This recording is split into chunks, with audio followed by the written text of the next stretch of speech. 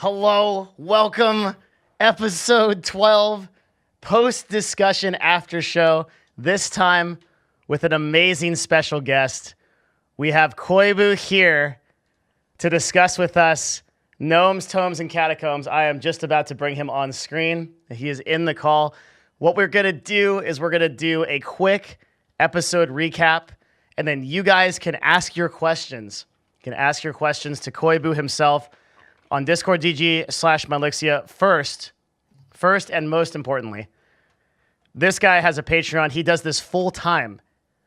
It is patreon.com/Koibu0. You can post links in my chat. Spam that link. This is a guy you want to support. He does D&D full time and has all kinds of awesome shows on his Twitch channel, twitch.tv/Koibu. Koibu is an amazing DM and also, as he proved today, an unbelievable therapist. For some of the stronger personalities in our party. Oh, man. Let me see how I can window capture you here. Let's see. I don't know how you pulled that off, man. Practice. Yeah. 20 years of practice. Holy. How long have you been DMing for?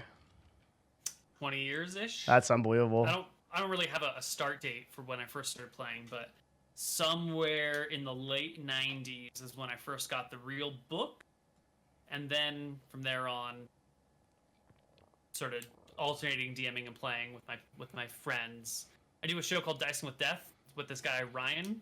And we've been playing together since the beginning. Like, we started as kids, and we've just continued to do one-on-one D&D sessions until now. And that's where really I cut my teeth on D&D. That's awesome. I feel like in the same way, but from the player side. Kind of like did the same type of thing. Just spent thousands of hours going through the player side, and yeah, that's really cool. Let's do a recap real quick. I'll take my notes. Maybe Koibu can fill in the blanks. My show notes are ridiculous for this episode. I mean, the whole episode was absolutely insane. It was probably one of the just most wild things that one of the most wild episodes overall that I think I've ever been a part of. It was just insane on so many levels. Let's see. Our story begins when we go back into I guess actually the only one that I don't have the notes on is the first part. So we went to the cave, right? And no, we started the story off being attacked by a giant undead snake. That's what happened. Okay. That was so long ago. Yeah. Oh my god. It feels like that was like days and days ago. So Locke's getting attacked by a giant snake, and it's about this time that we realize we're in some serious trouble. I actually was pretty sure that the party was going to TPK because the fireballs were enough to do damage. I don't know how this party just gets through things. I don't know.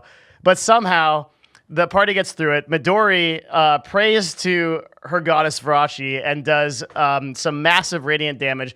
Barbo makes a permanent pact with his goddess Ephra and also creates his weapons. Gerald has the very difficult choice of either casting Magic Missile at 3rd level and doing some damage or detonating a fireball above the cave and blowing the roof. And I couldn't do it. I just, the chance of wiping the entire party was so high. I'm glad I didn't do it now. It would have been a disaster. So we did manage to kill the giant snake, which turned to ash.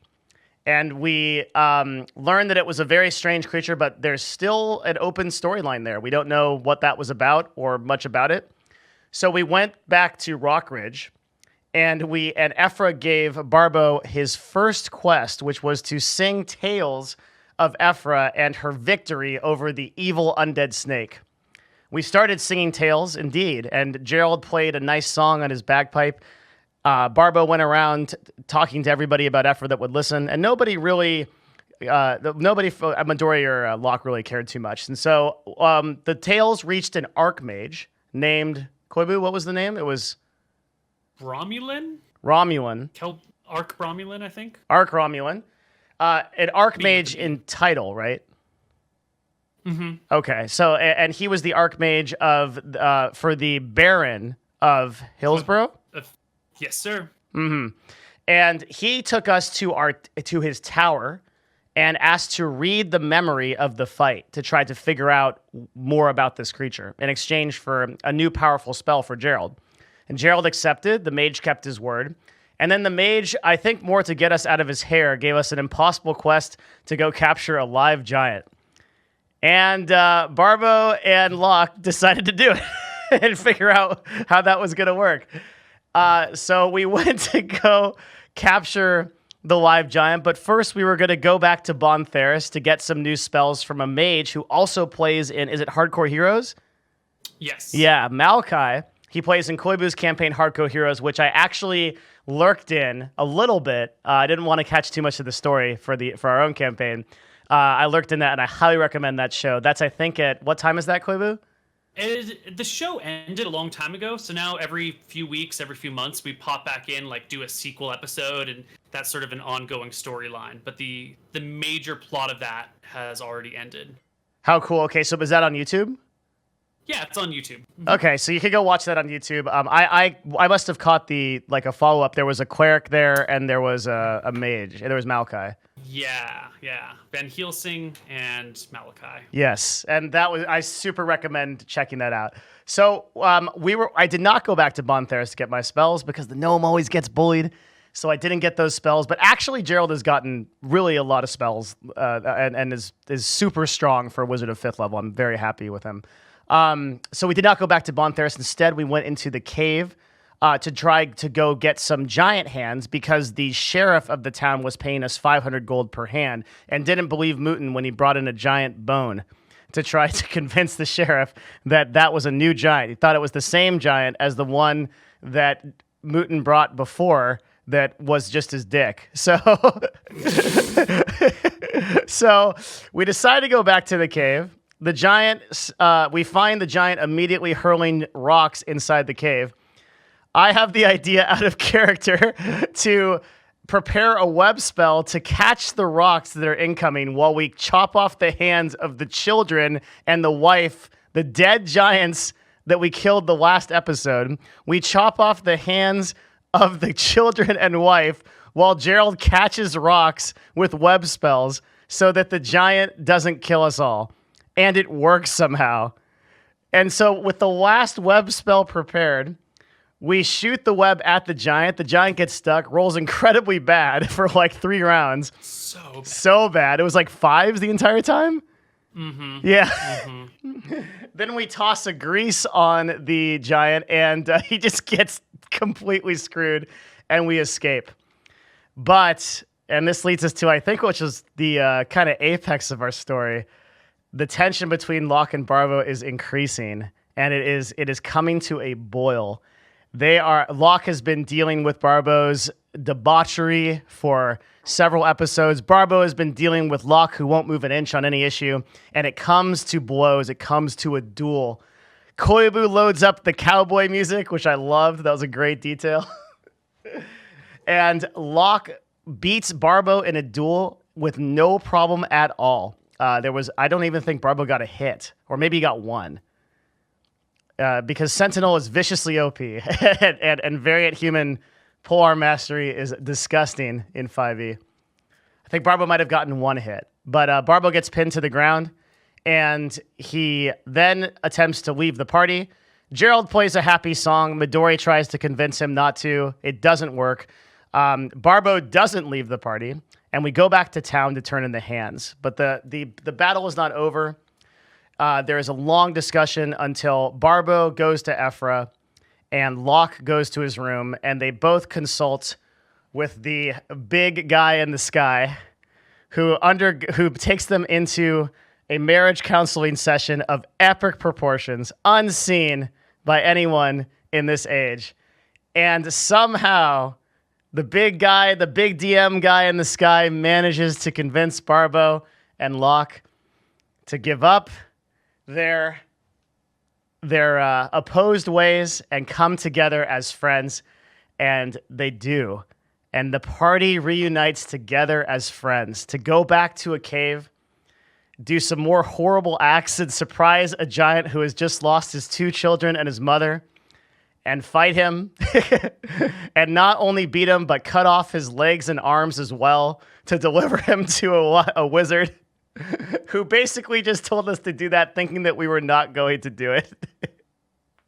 And we bring back a live giant on a giant cart with his legs and arms cut off and cauterized to be interrogated by the wizard, who more or less just wants to get us out of there as fast as possible. And that leads us to the next part of our adventure in episode 13, where we will be traveling to Fortune to discover the Philosopher's Stone whereabouts and what the legend is over that. So how would you like to proceed from here? Well, there's a Discord channel with all of the questions that people have been asking for you. And I think some of them are great. And I'd love you to choose the ones that you're interested in. Just kind of like look through it and we can get rolling. And if you want me to input or anything, let's do it. Yeah, I guess I'll just start from the top and see how far we get down. Sure. And I think, I'm going to mostly hang out because I think people really, this is a rare opportunity to get into your mind and for people to hear from you. And I'm as interested in this as everyone else. Well, if you have any questions to add on or things that you'd like to pull out, I might skip a few, but if one of them personally interests you, go ahead and bring it up. 100%. So, to start with, Spearmint says, I also like to know what kind of work you did or expected to do before being a full-time D&D guy. I used to be a front-end web developer back in San Francisco, and before that, I ran my own sort of like tech consulting business way back in the day for corporate real estate developers and sellers. It was less fun. And this is 100% what you do now, right?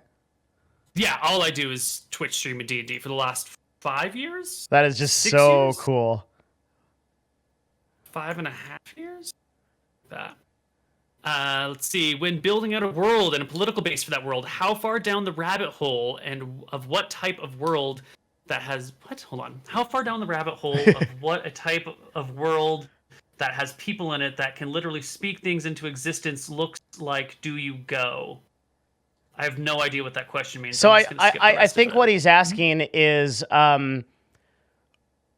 How do you rationalize the kind of craziness of D&D? People like talking animals and people who have crazy spells and can do almost anything. Like, how do you rationalize that in trying to build a realistic world where you're trying to kind of make everything mesh together? Like, how do you as a DM sort of like figure that out?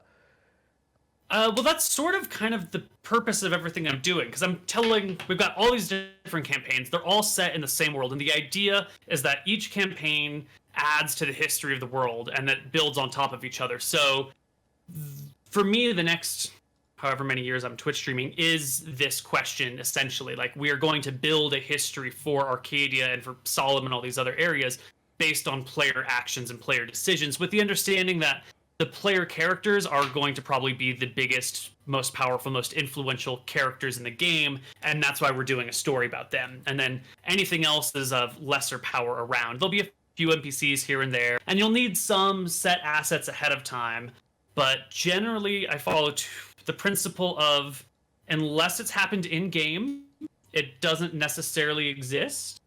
So that gives me a lot of wiggle room. And what was the other principle? I had 2 ideas. Fucking wing it, man. You fucking wing it. Use the players as an example. How much of it is like, one of the things that I'm actually wondering, kind of like based on your world building, how much of it is like a plan, and how much of it are you just like literally improvising because the party does some crazy shit and you're like, okay, and then you just like do a 180? So I do a lot of planning.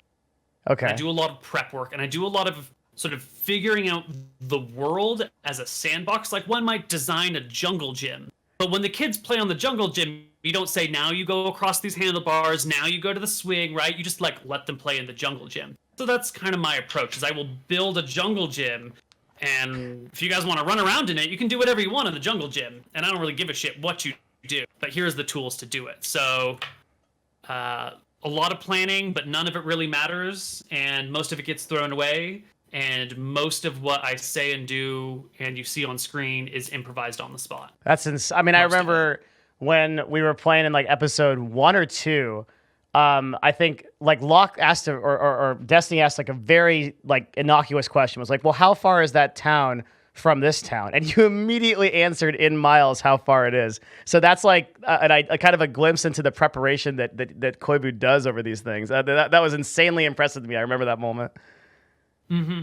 That's fun.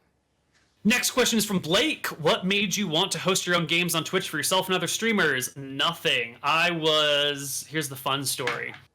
I said I was doing this web development job. Well, I stopped in San Francisco and was just chilling, unemployed for a while, having some time off, not really doing anything, living with my older brother in San Francisco, and his company closed, and so he, sold off his stock, and the two of us were living together, sitting around, drinking and playing Counter-Strike all day, every day, when JP McDaniel, a streamer, sent out some sort of tweet about, like, I want to get into D&D. Does anyone know how to run a D&D game? And I was super into the StarCraft at the time. And I'd been out to all the esports events for years and, like, knew his mods and sort of, like, knew people in the area, but I didn't know JP himself. And so I replied being like, I have this on lockdown. I've got the experience. Let's do it. And he picked me up to run a game for him, which was called Roleplay. And we did that for a couple of years, and 6 months into that project, I wasn't a streamer. I was just chilling at home doing this for funsies, not getting really. I think I got paid after a little while, but initially, like it was just like for fun. Like this was great. And his viewers started asking me to stream, and I wasn't doing any. I was playing video games anyway, so like, might as well, I guess. And then within like, I want to say like 6 weeks, it became financially solvent to do it full time. So 6 I just got weeks? super fucking yes. That's awesome. Yeah. Wow. It got bonkers really quickly, and then I just said, well, this is fun. I shouldn't stop. And then I didn't. And the rest is history. What's the most interesting abuse of a mechanic? Who cares? There's fucking millions of abusive mechanics. They're all interesting, and none of them are interesting at the same time. Invincible hut with an owl that could breathe dragon's breath outside of it. How many players is too much? 6. 6 is the hard cutoff. You can do 5. 5 is pushing it, but you can do it. Don't run a game with more than 6 people, or 6 or more people, if you can help it. So this is ironically, this is exactly the same as the kind of classic executive question, which is like, how many reports is too many direct reports? So if you like, how many people do you want to have under you? And ideally, it's 4 to 6. But 6 gets like pretty stressful, and like 4 to 5 is a pretty great number. Yeah, I'd say. Around when you have 7 people in a group talking, it sort of starts to fall apart. For some reason, at 7 people, we split into like groups of 3s and 4s or 3s and 2s. Just that's sort of the natural human thing to do, I guess. Yeah. So even on shows like Critical Role, like 6 feels like a lot. It's really a lot. Yeah. Favorite class and alignment combination to play? I don't care about alignment. I refuse to acknowledge its existence. But I play human fighters. Variant humans? I mean, 2nd edition, 5th edition, Starfinder, Pathfinder, whatever want. Human fighter. I'm happy with that. That's my jam. Got it. How do you balance the in-game effects of various PCs, giving you're running multiple campaigns in the same world? I just don't worry about it. Really? Like if GT&C all of a sudden here's a classic example, which will contain a few spoilers for past shows, but it doesn't matter. In Hardcore Heroes, the players end up doing some interdimensional travel. So half the party gets sucked into the Shadow Realm, and we split the party and we split it into 2 different shows that run parallel in time. And the other party that's still in Arcadia at some point decides to launch a rescue mission. They find a portal to the Shadow Realm that they've known about all along, and they go through it, and they get on the other side, and they're like, we don't know if we can open the door from the other side. We don't want to test it. Let's just leave the door open, do our shit for a couple of weeks in here, and then head back out. Shadow Realm happens to be overrun by demons, and they leave the door open, and when they come back to the door, it's just a Congo line of demons, like, walking through into the Prime Materia plane, which is, like, they just sort of forgot to shut the door. And because of that, the entire continent, the entire kingdom of Eridon, that's why the demons are over crushed by demons. some fucking asshole forgot to close the door, and that's why the country got overrun by demons. What? So I don't worry about balancing things. I just let people do what they want to do, and if it has disastrous side effects, all the more fun. Yeah. Yeah. So it had to be the wizard, right? There were 2 wizards at the time. Oh, God. And they both went through the doorway, and they had a conversation about, do we close it? Do we not close it? And it was like on a tower, on a mountain, so it seemed safe. And they're like, fuck it. It's fine.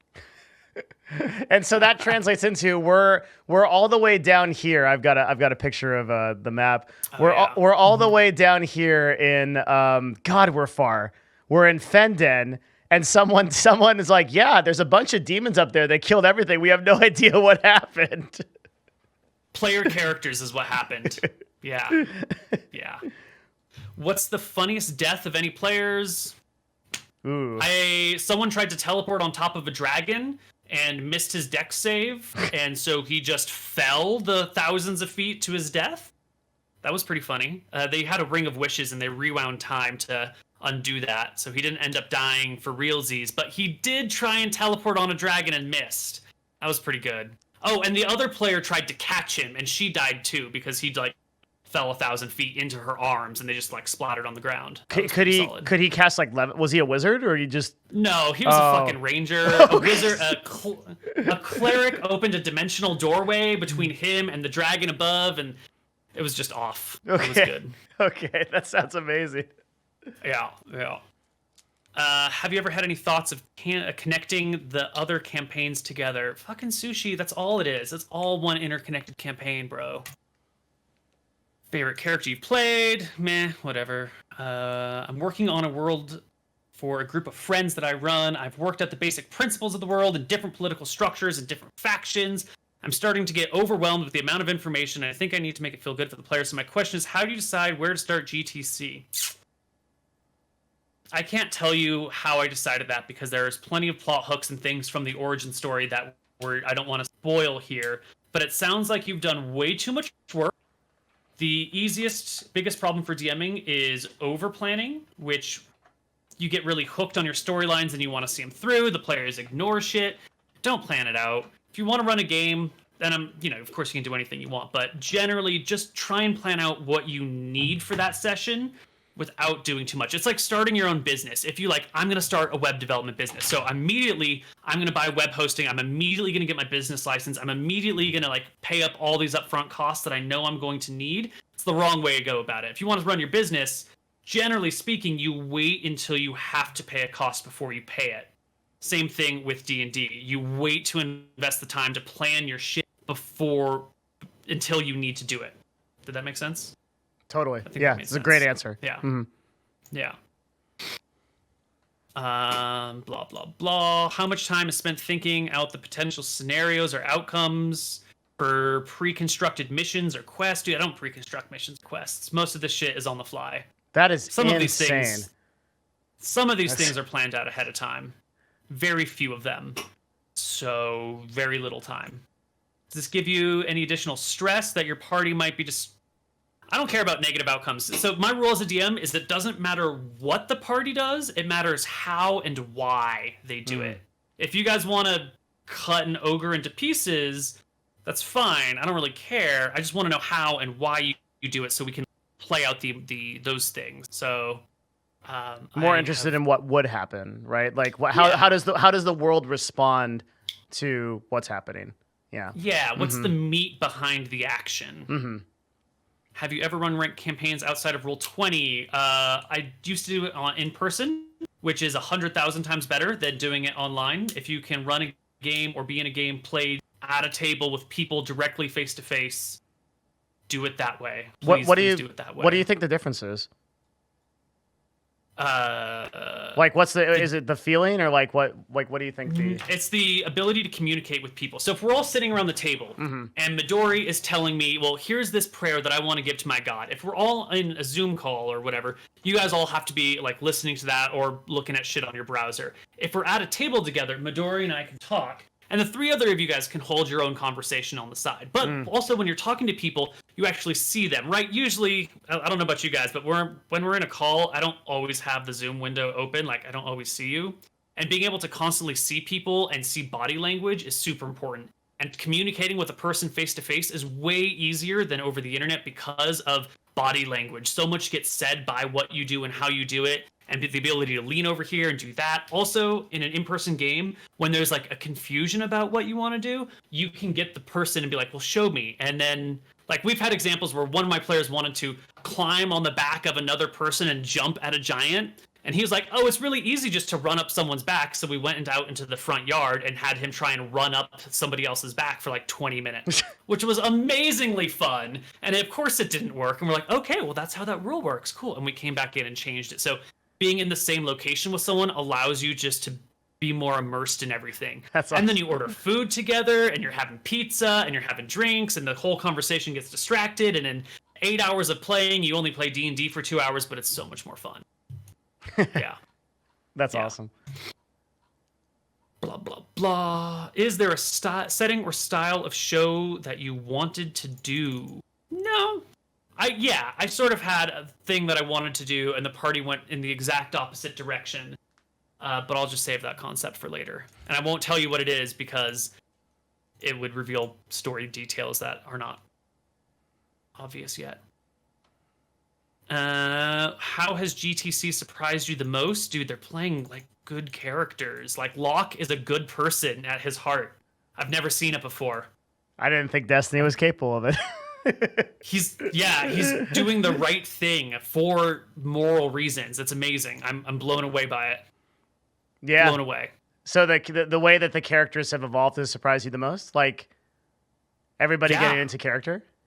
Yeah. You guys many of you seem fairly new, but you've all gotten in really deeply. I know you have a lot of experience, but like, I've been very impressed with the play from the players.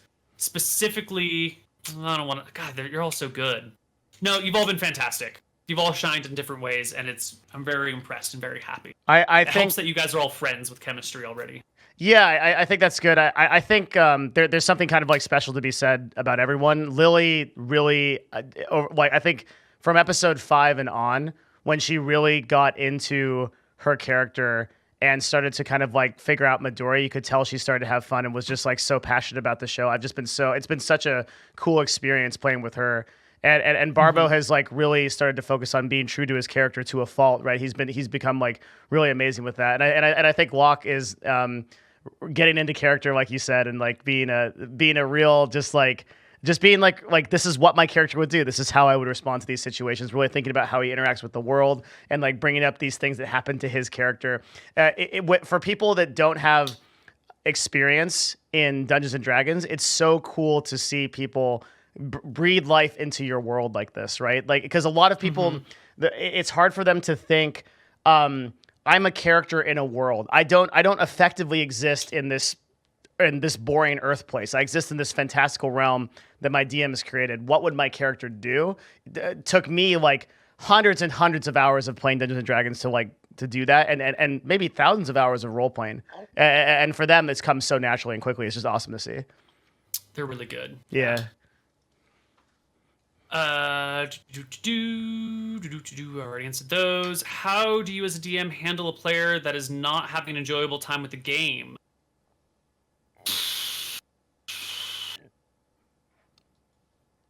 I guess I haven't had that happen ever.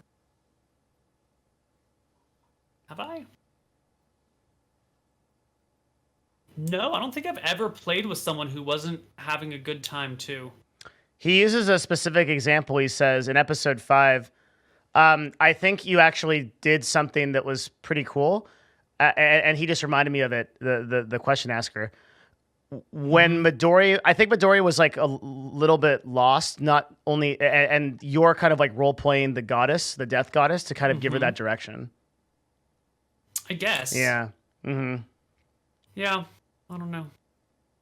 What's the worst fight you have gotten into with a player? long time ago, like 2004. Me and my buddies were playing, and I was wanting a more serious tone to the game, and one of our friends was wanting, like, he had just done something ridiculous. I don't even remember what it was. And we had like ended that campaign because it got out of hand, and I was being like a stupid pissy teenager, being like, "You're not taking this D&D seriously enough, buddy." Rah, rah, rah, rah, rah. And so we made new characters, and we came back to play again. I was going to run the next campaign as well, and I asked him to introduce himself, and he was like a minotaur with a blue mohawk covered in 007 tattoos. And I fucking just gave up, and we didn't talk to each other for the rest of that summer break because I was so pissed off at him. Maybe not for the rest of that summer break, but like, we just fucking had to cut ways for a little while. When school started again, we of course got back together and we played for years and years after that. It was fine in the end, but I was pissy. He was, you know, making jabs. It was frustrating. It's now a great story. It's one of my favorite stories. A minotaur with blue skin. A blue mohawk or something like that. Blue It was like mohawk. a purple mohawk, or Yeah. it was just like ridiculous. There were more details that I've forgotten over the time, but 007 logos, like there's James Bond in our fictional world. Like, what the fuck, dude? And blue mohawk minotaur, I couldn't handle it. This guy shows up looking like the genie from the new Aladdin movie and gets the same response as the internet thought of it. Yeah. What some big effects your campaigns have had on others? Also, is the vampire fucking with other campaigns? Yes, we just saw a 2-part shenanigans episode about the fallout of Cassandra. Yeah, Cassandra. Yeah. So if she's you done want other to stuff follow- in the world? Yeah, if you want to see what that was, you can watch the shenanigans episode called Ham's Quest and the follow-up Ham's Quest 2. Shenanigans is a very different style of show. It's usually pretty goofy and pretty silly and very non-serious.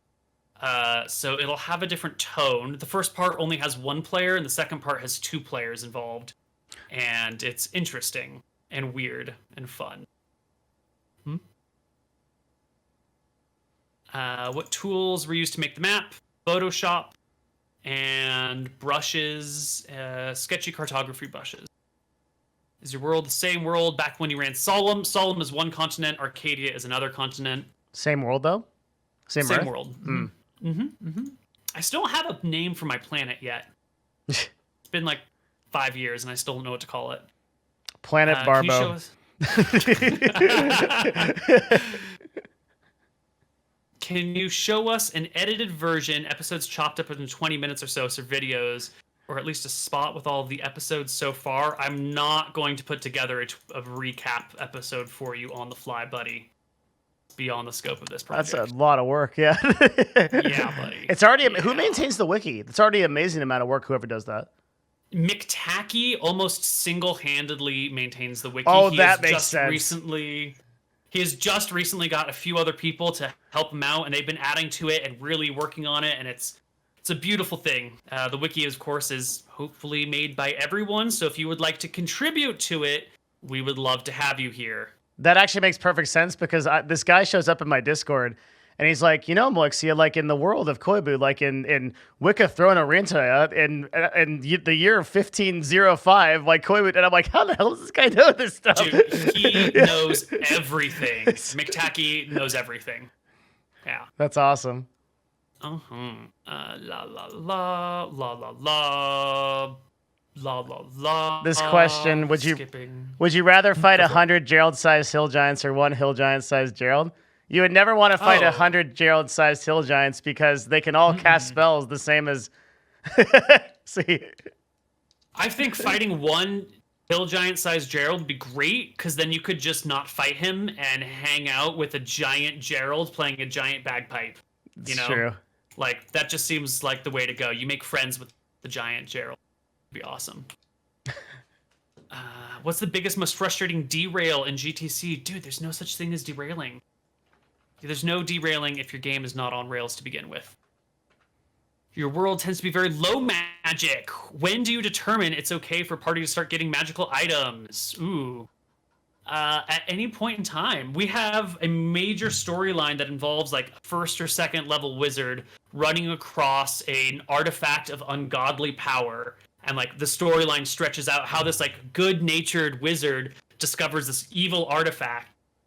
And without any like mechanical, like you now have to behave in this way, the story sort of in the background turns into like how this good-natured party boy wizard turns into like this evil monster just because he's got like an evil artifact that mechanically makes it incentivized to murder, and it's great. I love it. It's called that's the Dicing with Death character Georg, if you're interested. Also, how do you select what items they get? I don't know, man. How do you like decide what to have for breakfast? Same. Do you literally rolled off the treasury table for the dagger of right? Yeah, this time I just wanted something random, and I thought I'd pull out the old 2E Encyclopedia Magicas with 5 billion magic item combinations in them. So one time, I have a short story about this. My maximum level was 23. Greyhawk Wizard, legitimately rolls a this is so many years ago. I'm trying to remember. Do you remember what's the name of the walking Baba the Yaga's hut? Oh, Baba Yaga. Off a treasure table. Rolls a legit. So Baba the Yaga's hut is a walking invulnerable hut on stilts that is like basically a mobile tank for Dungeons and Dragons in 2E. And I think they simplified the treasury tables a lot in 5E, right? Maybe. I haven't looked at them. I don't use them, but I think so. Yeah, 2E is so much better for treasury tables. And so like the DM had to like double and the Greyhawk DMs had to double and triple check that like I think it was one of those like 0 to like 1,000 rolls or 0 to 300 rolls, and like we ended up with a perfect 300. It was insane. Nice. Do you shape future encounters around the new items they get? For example, were you planning on a very low light encounter when you provided the party with the shiny stone Barbo broke?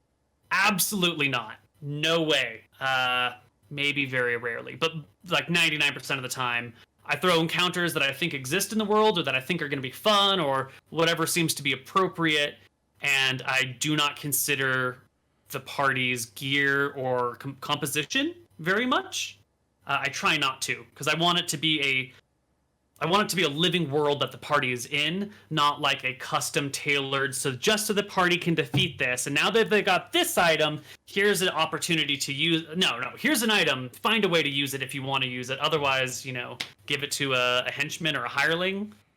What about the time items helps to buy loyalty? What about the time that I scoured that entire cave except for that crevice and the giant spider came out? I was like, is he gonna find it? Is he gonna find it? Is he gonna find it? I'm still mad about it. Is he gonna find it? I'll be 85. I'll be 85 years old. I will open my eyes when I wake up and I'm like, damn it, I should have caught that spider. Yeah. Sometimes moments like that are hard because the players missed something that they think they would have got, and then when you reveal what they missed, they think that you're like fucking cheating and trying to screw them over, and those are difficult to manage, and you guys were pretty good about it, so I'm happy with that. For sure. Yeah. Would you be opposed to gnomes with speech impediments in your game? Not to make them boring, but maybe a mumble rapping gnome instead of a straight up rhyming gnome. That's fine, whatever. Yeah. But I wouldn't say mumble rapping is a speech impediment. Like, if you got a speech impediment, that's fine. And if you want to rap, that's fine. Whatever. How do you keep track of so many things? It's a full-time job, dude. Yeah. It's like 60 hours a week. That's how you can keep track of it. You fucking live and breathe it every day. How do you feel when a party forgets their quest objective? Dude, there's no such thing as quest objectives. Whatever the party's looking at is the campaign. And if they change their mind on what they want to do, that's now the new story. So if they fuck off from one thing and they're interested in something else, who cares about that previous thing? It's still going to happen in the background, but like whatever the party's doing is the story. So you can't, there's no such thing as forgetting quest objectives, man. How do you feel about people using the world of Arcadia for their own campaigns? Fucking do it. I encourage you to. If you're gonna like make money off of it, please get in touch with me. So, that would be nice if we could talk, if that's the point. Is there a place where we can learn the history of Arcadia? Most of my notes are public. You can look at the wiki, and on regalgoblins.com in the toolbox, there's a link to all of the public documents that I have written. You also have prep shows, don't you? Sometimes. Yeah. I've slowed them down because there's so many campaigns that I'm running now, so we don't do them as often. I'm getting a little stressed and burned out, and so I stopped doing so much planning publicly because I run like 4 campaigns campaigns a week and then playing 2 more, so I need a little bit more me time. Yeah, 100%. That's so much D&D. Yeah. My God. A lot. Yeah. Koibu, does it ever feel bad killing people's characters? Yeah, it feels terrible. Every time a PC dies, I'm like, ooh, I should have stepped in and not let that happen. Oh well. And I feel bad. I feel really bad every time one of my players dies. But I do it anyway. It's my job. Were we as close to a TPK on that fight today as I thought we were?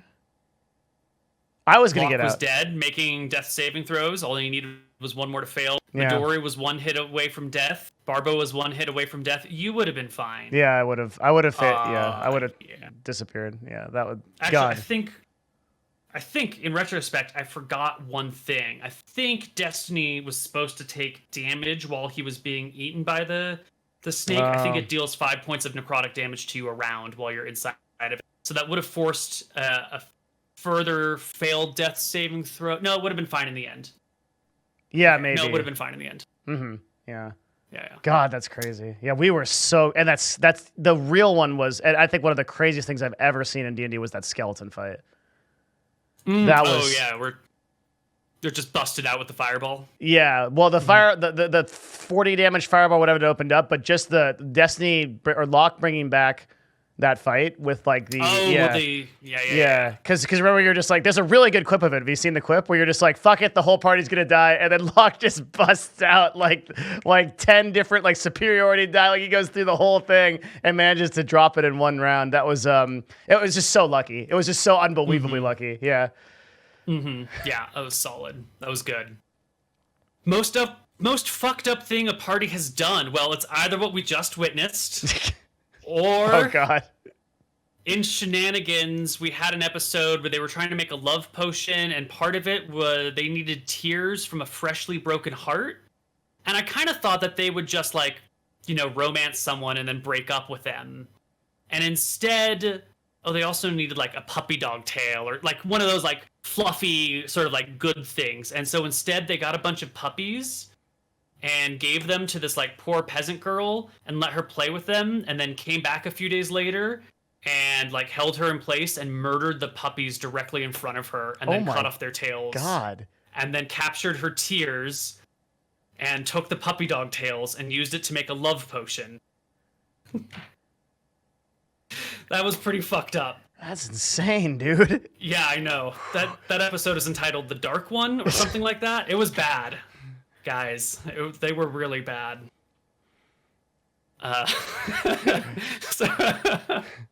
Okay. Yeah. Where can we buy a map of Arcadia? There is not a really good single point distributor since people live all over the world, but if you write me an email at koibu@regalgoblins.com, we can arrange it. It's basically on a case-by-case basis, and I'll put it in order with a printer in your part of the world, and then they will send you a printed version of the map. So you're about to get a lot of emails. That's how it goes. Yeah. How do you feel about the HP modifiers below in 5e compared to 2e? I have no comment on that. What was the most sure you were that a party would wipe, but they didn't? Fucking 20 years of D&D. Okay. All the questions that start with what is the most, what is the best, what is the and you're talking about the extremes. I'm not going to answer any of them because there's too much history and like they all blend together, and after a while you get really fucking jaded. It's like saying like, what was your favorite moment in like a video game you play every day, all day? You're kind of like, I don't know, they're all great and they all suck. D&D is about epic adventures. I mean, like there's so many moments to share that How could you? Yeah, how could you sing? Right? Yeah. Mm-hmm. What would it take for you to update the Love Bites intro with more modern music and camera work? It's perfect the way it is. Even if I had a budget of $1 million, I wouldn't touch it. Perfect.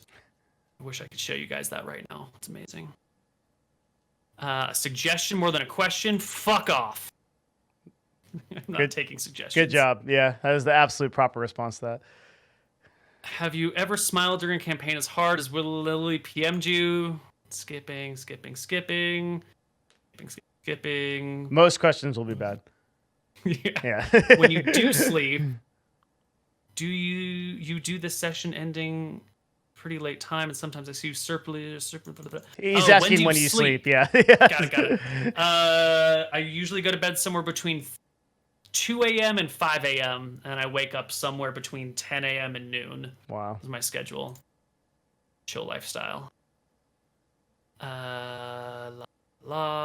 Decks of many things, never added to a campaign, guaranteed to ruin your campaign. Never use a deck of many things, ever. Total shit show, yeah. Are you a DM for hire? Yes, but I'm a little full on my campaigns right now. Do you ever randomly host D&D games for people on Roll20? It has happened. Rarely. It's got to be a special situation. Whatever happened to the quest Midori was supposed to get from her god? Is there a quest that I missed from her god?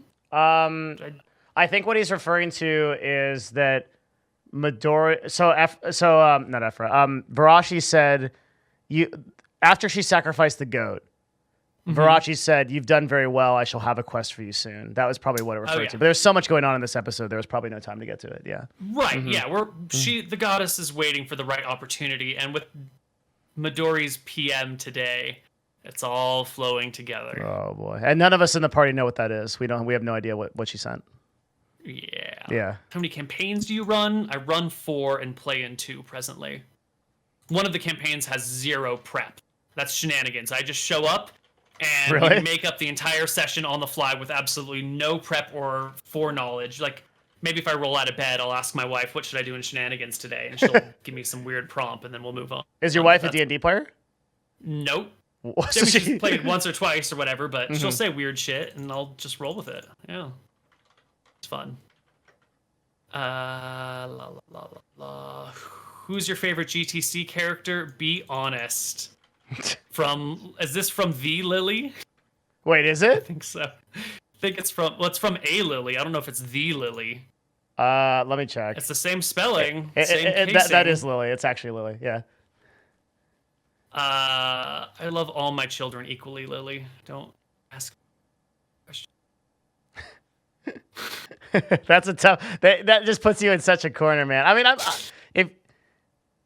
I don't know. I know he has an answer. I don't know if he will answer. But I love all my children equally, just like your parents loved you and your siblings equally. They definitely never had a favorite. That's how I feel. You did say at the beginning of today's episode that I was demoted to second favorite player. Well, I just knew that would really get at you. Oh, it did. Yeah. It was a joke. I didn't mean it.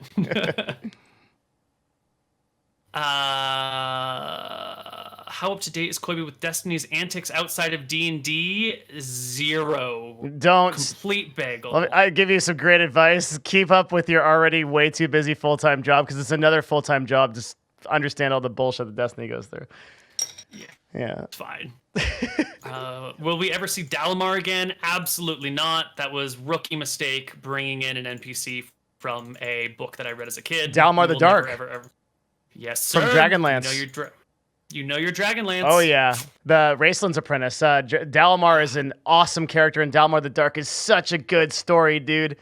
Oh, the Sylvani Elf. Yeah, I remember that. That was so the reason why I play a wizard in every MMO, every game, and everything that I can do is because of the book Dalamar the Dark.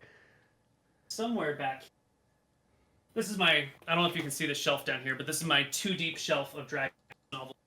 I totally can. Is one of my most prized possessions in my life. It is the Dragonlance Chronicles in beautiful gold leaf hardback cover with annotated notes in the sides about the original author's intent, including all of their notes where they're talking about how this started out as a D&D game. So when you see Raceland cast this spell here, you know he's a second level wizard from this position. Yes. Do you remember when he slept the goblins in the one of the very on the boat? Yeah. And he pulls out the rose petals, which is the spell component for sleep in second edition. Ah! Yeah. I love you so much now. That is amazing. Yeah, I had that was exactly what inspired me to be a wizard, was that entire storyline. Mm-hmm. Yep. What do you recommend to do to people who want to start playing D&D with no friends? Lol. Some online hub for finding parties. Well, you can check out my Discord. We have a Looking for Games channel in there that our mods curate, so it's just posts of people who are looking for players or looking for a game to join. What is your It's a great Discord? place to start. So I can link it. Discord.gg/Koibu? Maybe? Is it? Does this work, chat? I don't know. I think it used to be Regal Goblins, and I changed it to Koibu. McTacky's got the link. I'm going to repost it. Okay, cool. Yeah. Sweet. So that you can check there. You can just check the Roll20 forums and try and find a group that way. It's a little harder. You can hire a DM. Dark Galaxies Gaming has like professional DMs that you can play under, and it's like I don't want to give them a price quote here because I don't remember, but it's like $5 or $10 a session. That's so cheap. Oh my god. You got people who are playing every session with you, who are putting in a little money so that they're all going to show up, and that's a way to go about it if you like. I think they usually do railed storylines, though. I don't know for certain. Or there's the also best way, subreddits. Yep. Particularly for, I know this because Shadowrun is, I've mentioned before a lot of times, is my absolute favorite universe. It is so hard to find Shadowrun games. I live in like the actual place where Shadowrun happened in Seattle, and it's impossible to find games here. So if you there's subreddits that are specifically made for, I know the Shadowrun ones is stuff like ShadowNet, but there are D&D equivalent subreddits. If you type in D&D subreddits, you'll be able to find active campaigns, and there's a whole registration system that you can roll a character, and you can be a persistent character in multiple campaigns that are hosted on the subreddit. It's awesome. Oh, that's pretty cool. Yeah, super cool. Because you get to keep that. You don't have to keep rerolling characters. You can play like a character from level 1. So in Shadowrun, there are actually like prime runners, like equivalent of like level 9 D&D characters that like run around these worlds and are persistent in it. Yep. Dicing with Death seems interesting. Oh wait, one other. The best way I would encourage you to find a game to play in would be to look at your local game shop, even if it's in like a town a few miles away, and they'll usually have an RPG night. And I know a lot of us are awkward nerds who don't like going into places that we don't know, where there's people we don't know, but fucking show up to one of these things, or just show up to the game shop and ask them when their RPG night is, or their D&D night, or whatever. And they'll have groups that are putting parties together around, and there will be a way to get in, and there will be new people that you won't know, and it'll be awkward, but once you get past your initial nerd awkwardness, it'll be great fun. I highly recommend that approach. Really worth it. Dicing with Death seems interesting. Do you find it more fun playing or DMing? I love to DM. Playing is fun, but I've become so like ADD from DMing all the time that as a player, I need more to do. Do you ever worry that either of you is incentivized to kill each other? No way, man. Dicing with Death is the game I've been running with Ryan. We've been playing for 20 years together. We broadcast these days on Thursday mornings. Like, you know, we're like this. We've been learning D&D from each other forever. So no incentivization to kill each other, but also no incentive to save each other. Like, we just let it roll. How do you make a one-on-one D&D? Let alone play one? You just have one player and one DM, and then you just play. Yeah. Could you explain why your long rest is 7 days? Oh no, the bait question. God, I've gotten this so many times. I'm going to try and tone it down to a shorter answer here. 5e is sort of built for like small distance things where you like go into a goblin cave and you fight 100 goblins and you clear out the whole cave in like 1 day or 2 days. And that's just not how my world works. That sort of mentality works really well if you don't have a holistic view of your world. But when you're like dealing with sort of set numbers because you're running multiple parties in the campaign, if one group comes through and wipes out the goblins in this village, that goblin village won't be there in the future. So we have to use more realistic numbers of monsters. They can't just be infinite wherever you need, whenever you need them. So the resting rules stretched out to 7 days just slows down the pace of the party to a pace that matches the game better. It also helps when merging 5e and 2e game systems together because they function very differently. And if we have a long rest be 7 days, it helps to make them more on the same par. Because in 2e, you heal 1 HP per night. 2 HP if you've got a healer, 3 HP if you've got a healer with herbalism involved as well. If you got a cleric, that'll fix things as well. So we got to make sure everyone's operating at least on the same book, if not on the same page. That's actually an insanely sensible reason that I never realized. I never heard you answer that way. Because like once I just thought of it. Yeah, it's really smart because like, well, if you go to Hillsborough now and you go to that cave, there's not a giant in that cave. There just isn't. Yeah. So another party is not going to be able to encounter that giant. Yeah. Side story, those giants that you guys slew in a Dicing with Death campaign were recruited by one of the hobgoblin who was in that hills as well to start a war against Redport, the town furthest to the east. Oh. Yeah, so those giants have like a deep history in this section of the world where they allied with these gnolls and they allied with these other monsters and they all tried to take Redport, the town, and they got rebuffed and the player character died at that point. Whoa. The hobgoblin. So you sort of have put a bookend on a pre-existing storyline that's been sitting there for 3 years now. Wait, so basically those giants were like intelligent and partnered with an actual character to go like take over a town, failed, came back to live their life as a family, then we just waltzed in and killed everybody? 3 years later, you guys waltz in and kill everybody. That's terrible. Yeah.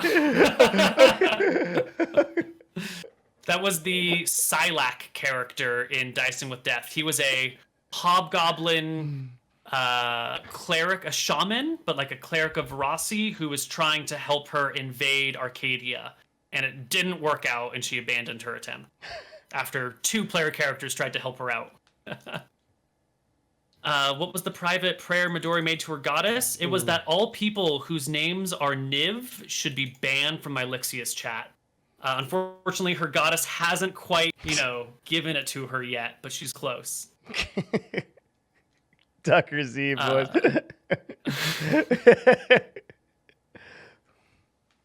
Are Hillsborough and Wake County named after the places in North Carolina? Absolutely not. It's called Wake County because the trade ships that head east to Solemn leave their wake at this place because Redport is the major trading town with the people to the east. And so you see the wakes coming and going from this county. That's Galaxy Brain. And Hillsborough was probably named by chat. I'm really bad at naming shit.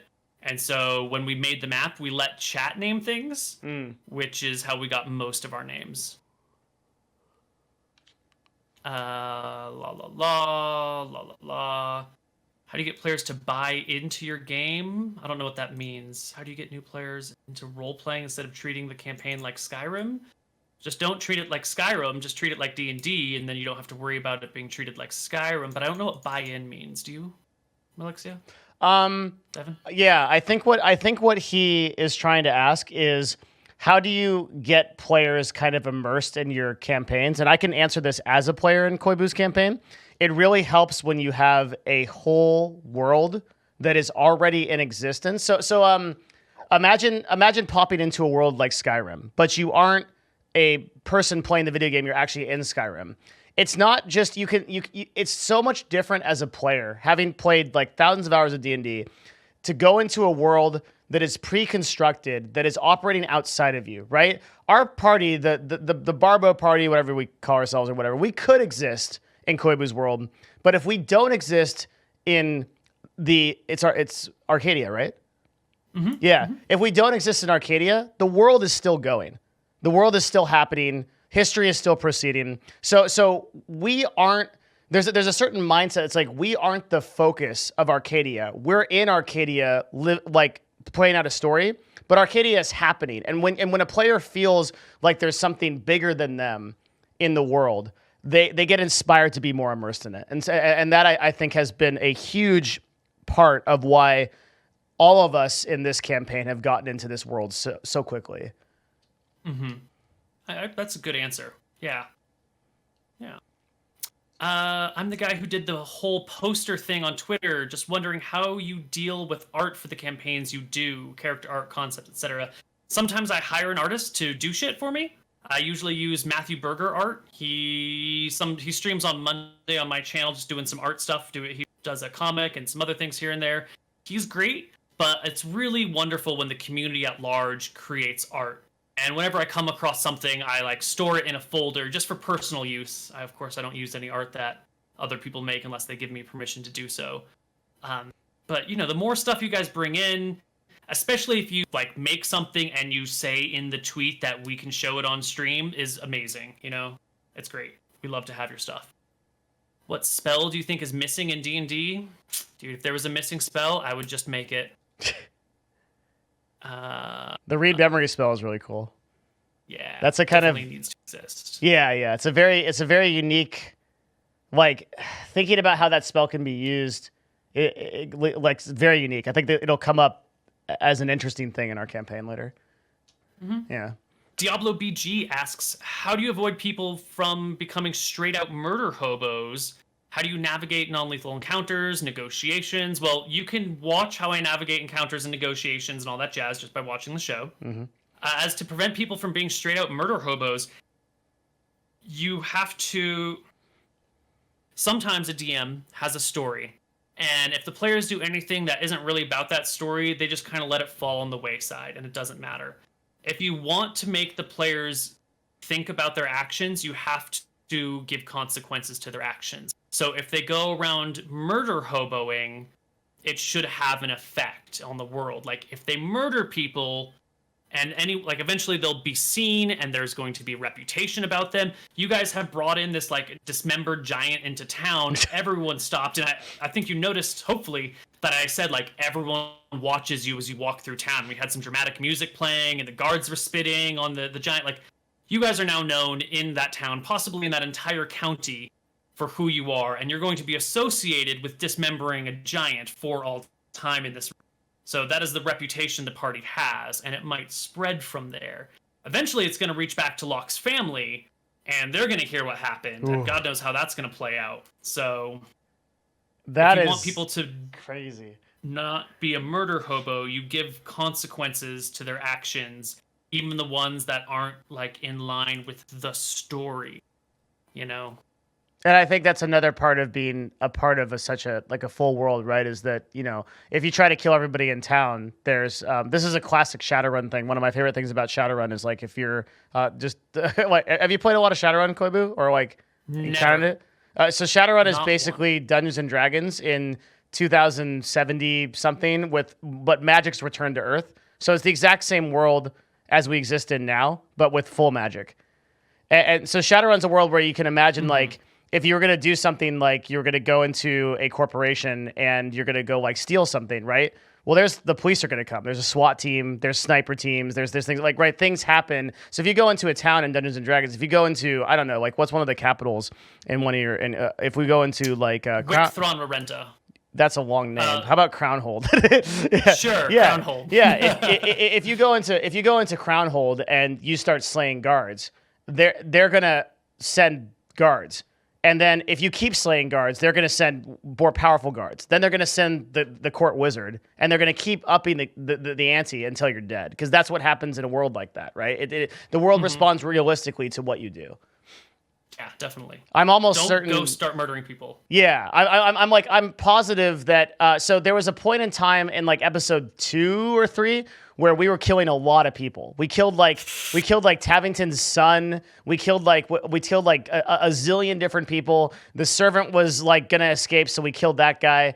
And then we were walking along, and there were just these 4 people. Koibu said there were these like 4 guys just kind of hanging out, sleeping in the shade. And just hanging out. And we said, like, well, are they hostile or like whatever? Koibu said, no, they're just hanging out. And then we said, and we like had to make a decision. And we walked by, and then Koibu said, they do nothing. They just hang out and they nod to you. Just wanted to see what you guys would do. And I was 100% positive that those were all polymorph adult black dragons, dude. Like, that's like... Yeah, sometimes you got to keep the players on their toes. Make random rolls that mean absolutely nothing. Just be like, really? Okay, let me get this D20. But like, really, I just picked up a D12, and it doesn't matter what the fuck it rolled. Like, you got to keep the players sharp. You got to poke them. Oh, yeah. Those random dice rolls are the scariest thing. What's he rolling? I'm in a campaign with some friends, and I've been wondering, how can I become a good GM? Do I need to buy resources or have lots of experience with various mechanics of the game? Absolutely not. This is not a pay to get good at game. like anything of importance in life, the way you get better is by spending time on it. The more time you think about the game, the more time you spend playing the game, the more time you spend prepping the game, the more time you spend like reading manuals or just like daydreaming about it or watching things related to it, the better you're going to be. Practice makes perfect. So don't sweat it. Make sure to improvise a lot of things and get good at thinking on your feet.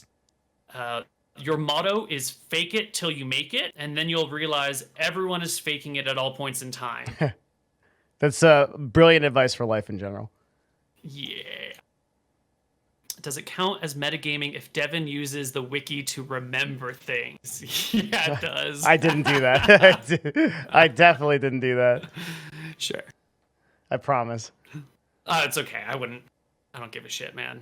I try really hard not to I metagame. do a little bit, but yeah. I try you guys are good. really hard not to metagame. Like, I even try to not remember, like, the specific spells or, like, CR stats of monsters and stuff like that when I go in. I messed this up a few times, like, early in the campaign, and, like, Reddit just jumped on my ass immediately. Where's guys metagaming? And I was like, all right. So I just, like, really tried to back off. I've never read the wiki. I tuned into Hardcore Heroes and immediately dipped because I was like, oh, I want to watch this, but I'm going to find out something, stuff like that, yeah. Yeah.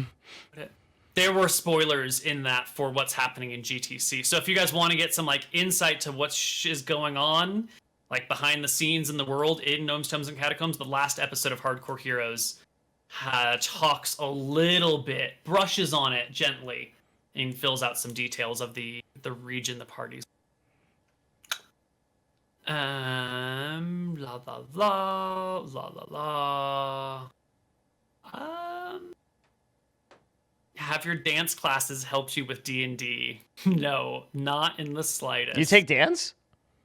I used to take and then teach ballroom dancing classes way back in the day. No way. That's awesome. That's how I met my wife, actually. She was one of the students in my ballroom class. That's so cool. Yep. Mm-hmm.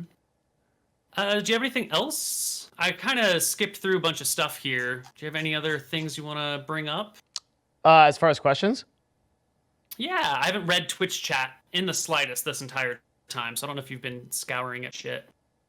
Let's see. Let's kind of look through the questions real quick. So maybe you guys can also look through the questions. You can upvote the ones that you want answered in the Discord. Yeah, and then we can answer a few more. Really up to Koibu on his time. Let's see. Yeah, whatever. I mean, I'm sure you've got stuff that you want to straight off to this, so whenever you want to bounce, we can bounce. I'm totally here for you, buddy. As long as you want. I'm going to bed after this, so I'm here. Yeah, no worries. Ow! As long as the questions are good, we'll keep it up. Yeah, I like it. Let's see. Any chance that Anakin gets a mech suit and uses his newfound pain and suffering to fuel the power he will wield against the party? Well, we did just give a wizard who's afraid of the party a giant with massive retribution for the party. Freaking mecha giant comes back. He's like CR25. The wizard teaches him how to cast spells. I have been wanting to run a campaign, and we'll probably never get to it, where the party is working. There's a group of gnomes and a group of dwarves who are warring with each other, and they're both trying to build giant robots to fight each other, and the party goes around having to collect resources and like sabotage the other people's attempt, and eventually they build giant mechs and fight each other over the mountains or something like that. Isn't there a creature in D&D that kind of does this? It's a Tereski that like I guess. I don't know if it's mechy, but well, you have to like build its arm. You have to like assemble its arms and legs and stuff like that, so it regenerates together and becomes this like horrible shit that like destroys entire countrysides. Maybe. I'm not familiar with that lore on the Trask, but yeah. The only thing you can do basically is wish it down. I think it's the only way to kill one. Mm-hmm. Yeah. Can you tell us more about Snake Skele lore-wise? Without spoiling. It is definitely a unique creature that is uniquely tied to this group of giants in this place. It has been eating the dead of these giants for hundreds of years. There's a reason it's called a corpse eater. If you saw that in game. Yeah. I think this is one of those like small storylines on the side that probably won't really get fleshed out or developed too much because all the people involved with it are dead now. Wow. So probably we won't get any details because the party killed all the giants. So it's not there to interact with anymore. As a rule for players, if you enjoy something, don't kill it. You know, if there's something interesting, don't kill everyone involved with it. If there's a cool NPC, like even if you don't like that NPC, don't kill the NPC because then it's gone. If you have a relationship with a creature or with a story or with a town, try not to destroy that thing because ongoing relationships are really great things to have in D&D and they're really, really easy to destroy, much like your personal life. So don't burn your bridges, folks. I try very hard to kind of explain that to the party and just feel like I make no progress. Like, I don't know. In general, like, Gerald being a gnome is like, hey, guys, like, let's not do that. And everyone's like, shut up, dumbass. And I'm like, oh, okay. It's kind of hard. Mm-hmm. I really like this question. How do gods function in your world? Given Barbo a buff in mid-combat, to what extent can gods influence the world outside of glowing clerics and warlocks' powers? You can answer that as much as you want to answer it. Yeah. Gods have ultimate control. If they come, so hold on. Their power is somewhat limited when they are not in the world. The gods exist as constellations in the night sky. When they come onto the planet, there's a period of days where they can be seen as a comet traveling from the stars to the ground. So you'll always know if a god is about to show up because there's a fucking comet in the sky. Oh. They work through their clerics and stuff. They have an obscene amount of power, especially when they're working through a disciple. What was the question? I've forgotten most of it already.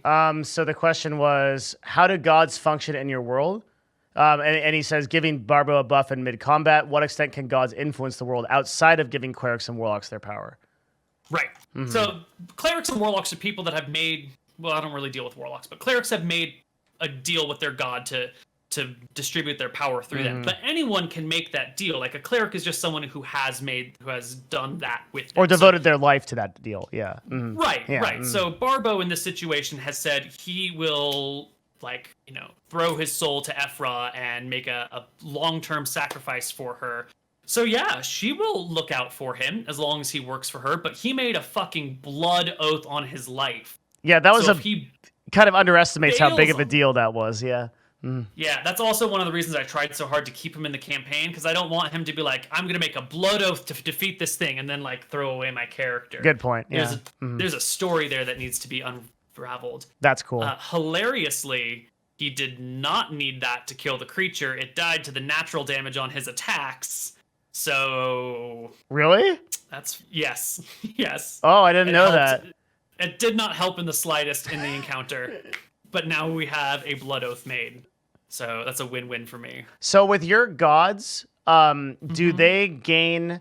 so I think there's a series, I've never watched it, but it's called American Gods. But there's a belief system that's basically like gods gain power by the amount of followers that believe in them. So for example, like someone like Yahweh, like the Christian God, right, is like extremely powerful in our world, but then like declines in power a bit as like less people become Christian. And so like that God will influence their followers to try to like gain more power, right? Is that kind of a thing that applies to your world? Or like how do gods get their power classes? How are some gods more powerful than others? I intentionally obfuscate that. Yeah, I want the gods to remain like a domain of mystery that is unknowable. I like the gods work in mysterious ways thing, and I don't want people to actually know the mechanics behind that. I want there to be public discussion about it. I want there to be like random theories floating around, and I want people to try and like come up with a theory and then act on it and try and see what happens. I want to explore these details in game rather than just like hand you the answers to life, the universe, and everything. That's awesome. Yep. Is it possible? Go ahead. Go for it. You sure? I was just looking at a voted up one on Discord. Have you invented a class? Yes. For second edition, I have completely rebuilt the cleric class, the wizard class, the rogue class, and added a brand new necromancer class. It's sick. I think right now it's a little overpowered, but it is so good. That is the Dicing with Death campaign that we're currently running. It's Malcifer. It's in Gadia. It's in the north. It's in the top right corner of the map. It's on a small island that used to be a kingdom of air, its own separate kingdom, but was recently conquered a couple hundred years ago. And he is raising the dead to reconquer the island and return it to its rightful owners, which of course is himself. And that Necromancer class is a lot of fun and really interesting, but it needs like a single player campaign because it's no fun. It's busted. If there's like 3 players and they all have their 3-player action economy, and then there's like the Necromancer with 100 skeletons, that's just not very fun to play. You know, it's a power imbalance. I recommend that campaign heavily. Is it possible for a party to kill a god that descended on land? Whoa.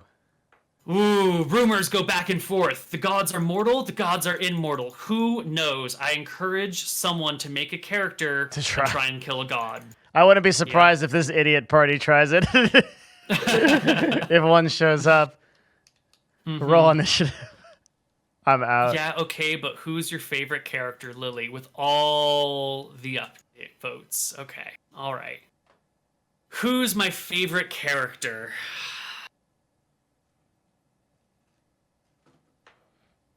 I'm going to talk at you for a little while. I really have been enjoying Locke because he is the first character who has put his morality above his... what do you call it? Like, before getting shit. Like, he has put his morality before personal wealth and personal glory. And that is a rare thing in a D&D character. And I really appreciate that aspect of Locke. All other details aside, that's amazing. Gerald is fucking rhyming like a madman, and it blows me away day to day. He's fucking so good at that. And so on point with all the other things, and great at diffusing situations and bringing up interesting insights. He's been a true joy to play with. Midori has had the most character development and the most interesting character development I've seen in a long time. And I really have, like, that's the whole thing with her, like, switching gods and, like, finding the right god for her. And now, like, with the other stuff she's doing on the side and the role-playing with the other characters has been so spot on. It's been great. And then seeing Mr. Mooten switch from, like, Barbo to Barbo to Barbo has been great. But then, like, they've also been funny and interesting and sometimes annoying. And he sort of plays some douchey characters over and over again.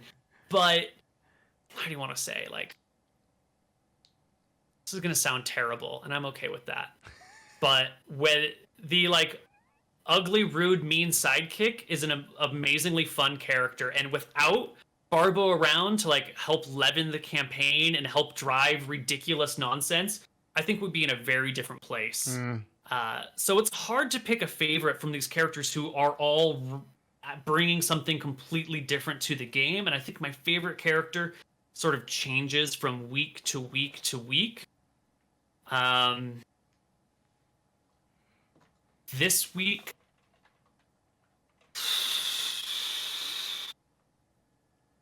it is a two-way tie between Locke and Midori. Ooh. This. Yeah. Do you appreciate the Barbo's sporadic donations? Yes. And he may think that I'm not tracking these things and nothing will come of them, but he's mistaken if that's the case. Try following up on some of these, like, wealthy donations in a few months when the money has had time to take effect in the local communities. La la la. How do you deal with homebrew? I brew it myself. Would you actually kill Locke if we raised 10K? Hold on, let me do a very quick financial. Fuck yeah, man. Yeah. That's like a year's worth of GTC in a single session. I'll take that. Sure. That's not hard for the Destiny community to do. and they have all the incentive to do it. Would they kill? Yeah, I mean, if you raise 10K, how do we want to say this? I'm not just going to be like, all right, guys, Locke is dead, moving forward. And that wouldn't be very much fun. If you did raise the 10K, and this is the awkward part, because how do you raise it and then, like, it would need to be sitting in a state of not yours, not mine, while I talk with the player who Locke belongs to. But I definitely want to be like, hey, buddy, someone just offered me $10,000 to kill your character. How can we negotiate around this thing? Because this is something I would like to do. And then we would come to some sort of agreement. And if he was like, dude, that's a dick move, don't do it, then I wouldn't do it. But if he was like, I can't say, like, go ahead, do it, it's fine, I'll make a new character, you know, there would be a negotiation around it. So you need to raise the 10K, put it in like a holding account, let me talk to Locke, Steven, and then I'll give you the thumbs up or the thumbs down. It's a process to murder players, all right?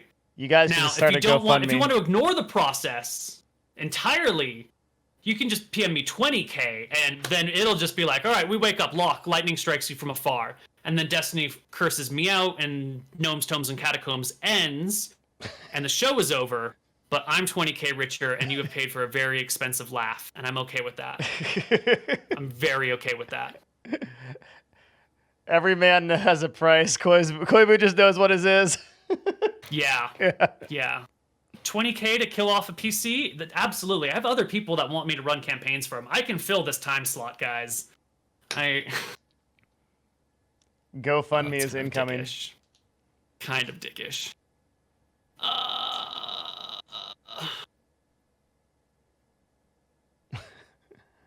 Let's see. Could a character ascend to godhood in your world? Hasn't been tried yet. Interesting. Someone should try it. New mission for the gnome, dude. I think that makes sense for like a god of knowledge, like a silly gnome that just answers in like riddles and.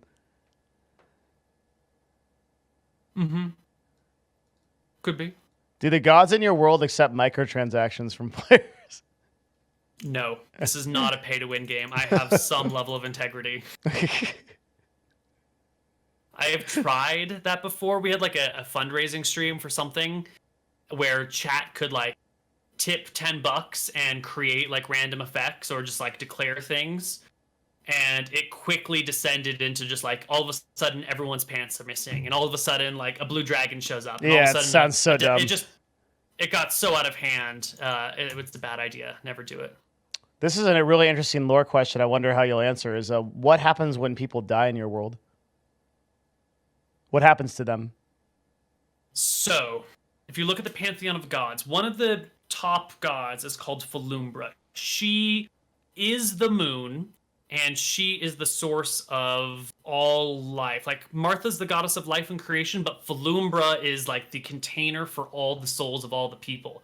So when you die, your soul travels across the world to a place where there's a border, and the soul can go down this giant well pit thingy and end up back at the moon, and eventually gets recycled into a new soul somewhere down the line. Probably not like intact as a single unit, since a soul is a divisible unit. We tend to use human souls as a unit of measurement, but it can be broken apart. So in theory, each person born is like an amalgam of previous souls pulled from the world before. Sometimes souls don't make it there for various reasons, but most people, 99% of people, die and their soul gets sucked up into the moon and they become a new person in theory eventually, or maybe a troll, or maybe an ant colony or something.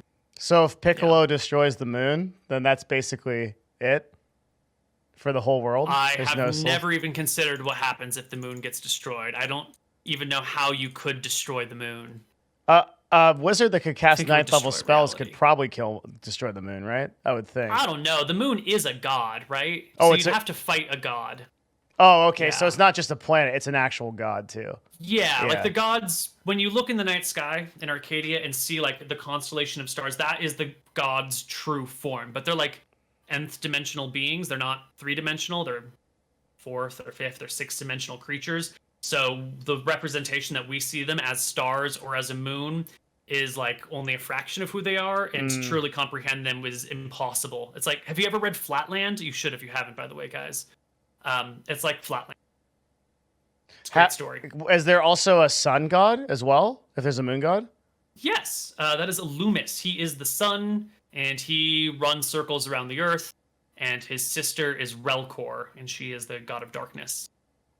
So darkness itself is a god as well, right? That one's a little bit harder. She is the manifest. She rules darkness, but only exists in contrast to her brother.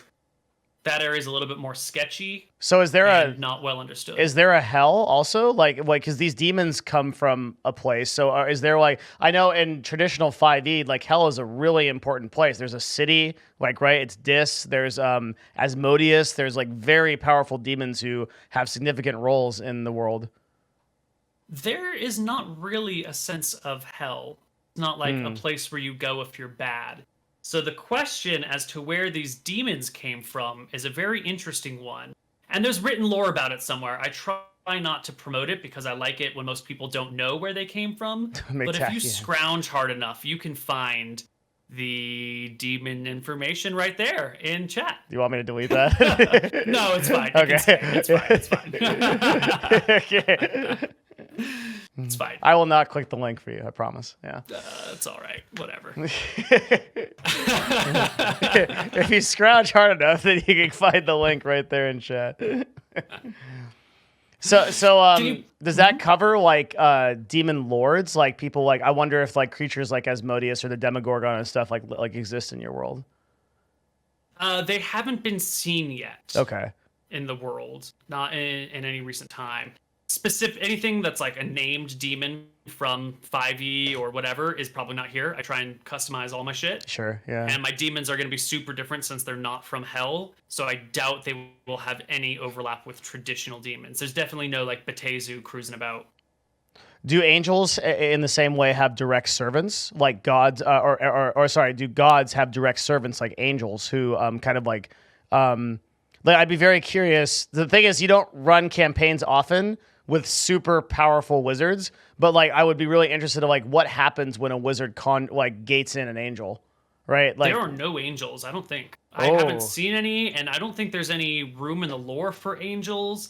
I'm not going to set that in stone right now, but I don't think we have angels as a concept. Are there avatars of gods, very powerful heroes that are imbued entirely by?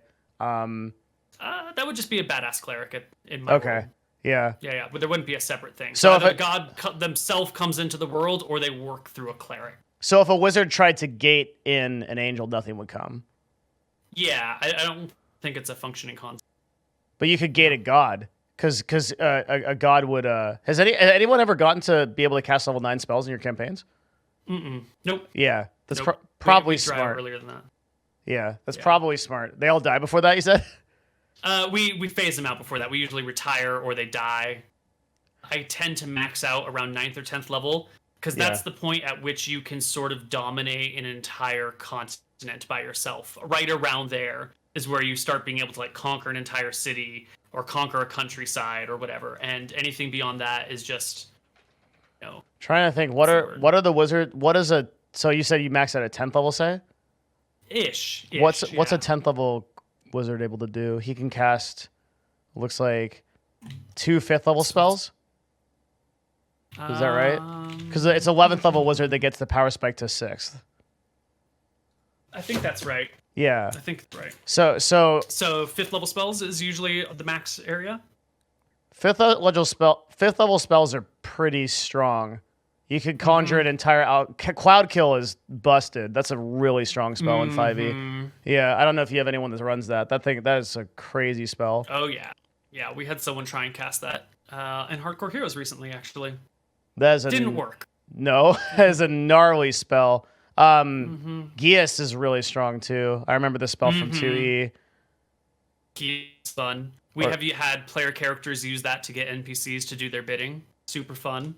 Not very much fun when it's cast on a player character, so I limit access to that spell pretty hard. Definitely, yeah. This is modified memory. God, there's so many game breaking.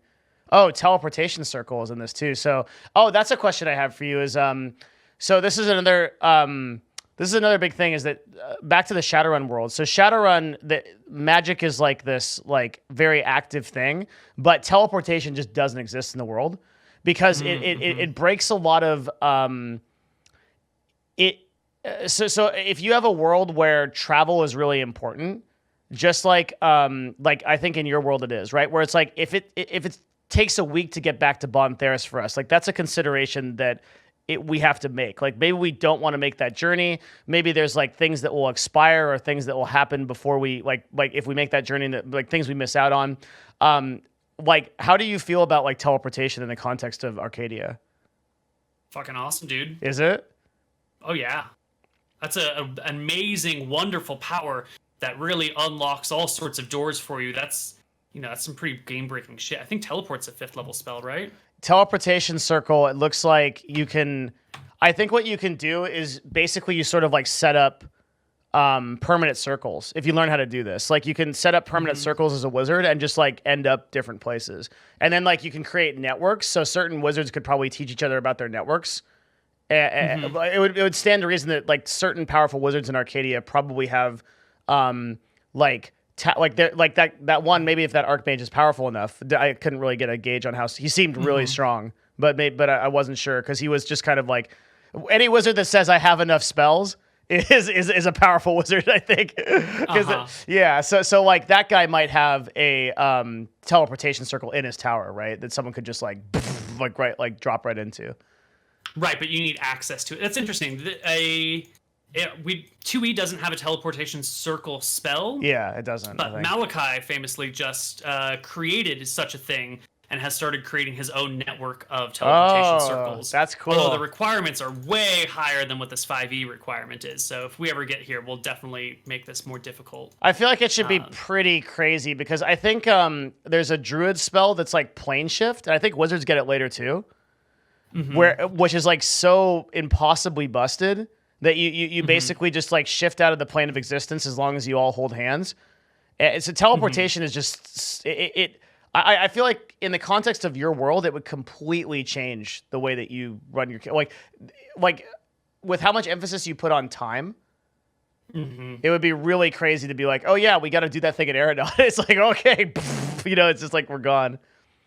Yep, you just blink from here to there, and it's no problem. That's why I like the 2nd edition books, because it gives you some restrictions on teleport. If you're trying to teleport to a place you don't know very well, you make a die roll, and there's a possibility that you like land somewhere else, and if you land in a solid object, you just fucking die. You just totally die, yeah. And so it gives some constraints, so you can't just be like, I'm going to teleport into his bedroom, Yeah, like that guy, the guy that teleported on top of the dragon. And he, that fucked that one up, buddy. And he could have teleported in the dragon. But I think level 5 does give some really. I think actually this maybe the strongest spell and one of the strongest spells outside of like obviously crazy spells in 9e or 9th level, but Wall of Force is probably I think one of the strongest spells in the game.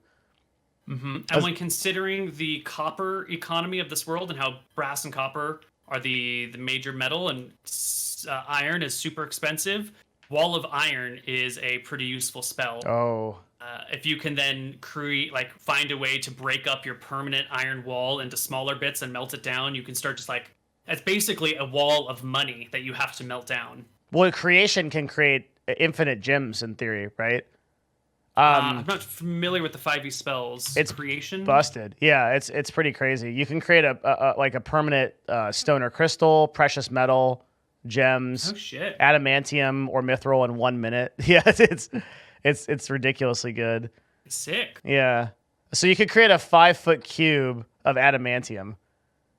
And then try and find a way to forge it into something. Yeah, and this is why this is why wizards stop at 10th level of your world. It gets broken after that, which is fine. Eventually we'll see a higher level character. I think Akuban Knights is probably going to be the first party to break out of that if they survive. They have a history of rolling really poorly.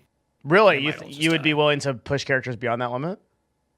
Yeah. I think this is we're nearing the end of this chapter of Arcadia. There's a war brewing, right? We've got this shit between Mystria and Drekis already, and Akuba's in the middle of its own civil war, and Eridon has just crumbled and is falling apart. So whatever happens after this big war is going to kind of settle the area peacefully for a while, or everything is going to be dead. So I think I don't really know. We're going to see. This is my hunch, but I think Akuban Knights might be the campaign to eventually like fix the world. I don't know. Fix the world? We'll see what. Well, I save Arcadia from total destruction through wars and infighting and other things that haven't quite been seen but have been hinted at. Because I kind of am expecting Gnomes Tombs and Catacombs to just cause more problems, but Locke is on such like a noble quest that maybe not. Maybe you guys will be the saviors of the world. I don't know. Well, this actually leads into a super interesting question on Discord, and I just changed the limit on the Discord channel now to be very short. So if people want to ask questions, we can do that. If a player starts affecting your world too heavily, is there a point where you would stop them? Some kind of divine intervention or something, or would you allow players to theoretically completely destroy your world? Well, I don't know if anyone would ever have the power to completely destroy the world, but yeah, that's the point of all this stuff, is to just see what happens when we all tell a story together. And if someone gets powerful enough to just fuck up everything, like if someone gets so powerful as to destroy all of Arcadia, that is a fucking epic story that I want to tell. And then I want to tell the story of what happens next. This guy ruined Arcadia. Now what do we like? What's the fallout from that? And let's play through that story as well. People are trying to like rebuild. There's pockets of civilization, stuff like that. Mm-hmm. Yeah. Or if you actually destroy the landmass or sink the island into the ground, into the ocean, like maybe there's an undersea campaign, or maybe like the lack of Arcadia here has this like disastrous fallout effect across the world where who knows what. I don't know, but I want to see it. Well, you were willing to destroy an entire continent with Eridon, it sounds like. But have players visited that place since that happened? You guys are there right now.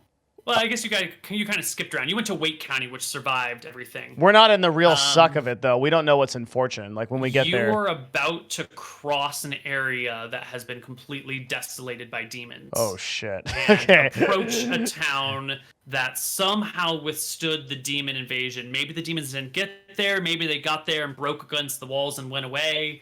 But you're about to walk across like demon-destroyed territory. So we're going to a city that literally somehow was able to oppose an entire army of demons. Right. And maybe they opposed, or maybe the demons just didn't go there, but that city stood when everything else around them fell. Wow. And so if you guys want to do your own research into that before you arrive, that might be helpful. Or maybe you'll just like walk in eyes wide and figure it out as you go. Faster and more fun.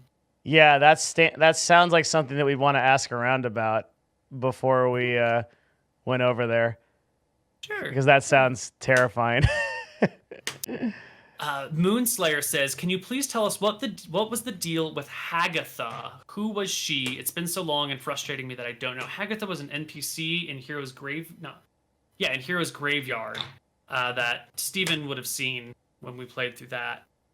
She is a mysterious character that I would like to bring into Arcadia at some point, but I don't know how to get her there because she's from Faerun, and I don't deal with Faerun. So the Fae world, the Fae plane. No. Faerun is the Forgotten Realms world. Oh, We did Hero's Graveyard on the Wizards of the Coast channel, so we were playing in Faerun. Oh, which is like the only campaign outside of Arcadia I've run. Although with a landmass that came from Arcadia using weird interdimensional travel and stuff. So I guess it's not impossible that Hagatha could show up, or maybe I'll just steal that character and rebuild her for funsies. I don't know. She's great. I'm going to leave you in suspense on who she is. Brutal. Is there any reasonable atheism or agnosticism in your world? I don't think so. Because the gods are extremely real. Like, there is magic that they do. They heal people. They kill people. You go to their temple and pray for things, and sometimes your god will actually like come and talk to you in your ear. So if you wanted to be atheist or agnostic, you would sort of have to go out of your way to do it. I think it would be more of like a personal denial like trying to live in denial of the truth of the world rather than anything else.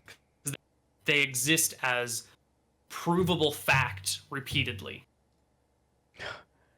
So this question brings out the mage nerd in me. Is there any instance of epic magic beyond 9th level ever being used in your world? Yeah. Frozen Frontier just sort of finished up recently, and near the end of that, we saw we got a glimpse of this magical item that these fucking scrags made that essentially was like an orb that could conjure things from one place to another and bind them to their will and then whatever. And this orb was then used to open a portal to some sort of other dimension and froze over the entire continent of Caledonia. Oh. And it went from being a lush, verdant green area to like an entire icy wasteland. Killed every human on the... Didn't kill every... Froze them in place and time and just let them melt from the inside out. Completely ruined the world. And the gods had to like grab their favorite creatures and like protect them and put them in hiding and change them in order to survive in Caledonia. It's not on the map that you're looking at. Well, I was thinking of the Talons. You mentioned there was a permafrost event there. So was that similar? Yes, with a little bit of spoilers, the Talons and the Frostlands, like right near Bondundasir, that is like the extent of the cold from the island to the south that reaches up this far. So at the end of Frozen Frontier, when, spoilers, that shit is removed from this area, that area will cease to be frozen anymore and will thaw out. That's crazy. So yes, we do have epic magic. I mean, also the Crown of Domination is pretty epic magic. If you can put that on someone's head, you can control a person. So put it on a king, all of a sudden you run a kingdom. Put it on a whatever, you run a whatever. But you haven't. You need the Philosopher's Stone to activate that, right? No. So the crown will work without the Philosopher's Stone. You bind it to some items. So you put like the crown on this guy's head, and it's bound to like your scepter, and whoever carries the scepter sort of dominates this person. The Philosopher's Stone is added into that to amplify the power of the crown, to break out of the normal restrictions that it would use. Wait, so it's normally restricted to humanoid, like living humanoid creatures of medium size. But with a Philosopher's Stone, you could probably control undead. You could control giant, like bigger things. You could maybe even control a dragon. Who the fuck knows? Wait, so we have an insanely powerful magical item on us right now that we don't even know about. Hugely powerful. Like, it's powerful without anything else that we do. Yeah, so we don't know that in character. That's crazy. By its own, you could do crazy epic shit with it. God, I wish I could use that IC. God, that's insane. Philosopher's Stone, it's almost limitless, right? And I think this knowledge helps understand why there are these tombs with these incredibly dangerous creatures in them that are marked on this map. Yes, it does. Yeah. Yeah. Yeah, I never put two and two together. If you could control an ageless vampire that's been locked away for thousands of years, and that was under your control, or you could control this like weird corpse-eating monster, or whatever else is in these other checkmark tombs all over the place. So I think we see what Tavington is up to here. That's really cool. I see. Yeah. Yes.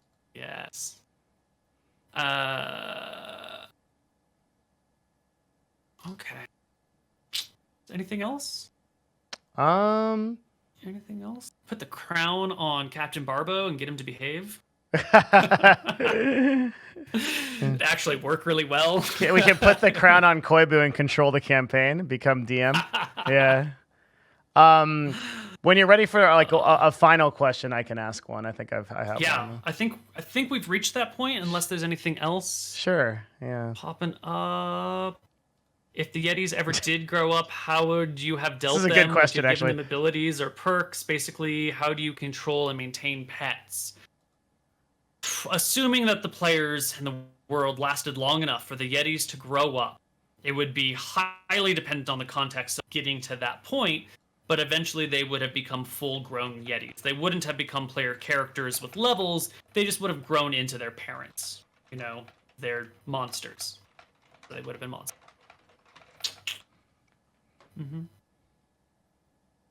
Let's see. Would the Crown of Domination work on a god? Go ahead and theory craft the shit out of that one. Yeah, try it I'd love out. to see what you have to say. As Matthew Mercer would say, you can certainly try. One of my favorite DM quotes. Which I think is one of the cool things about your world. Also, is I think a lot of times like players will look to a DM and be like, "Hey, like, so what are we doing now?" And you'll just be like, "I don't know. What do you want to do?" You know, and it's such a great thing because it just opens up so many possibilities in the world. Yeah, it can be a little hard, I think, for some players to answer the question, "What do I want to do?"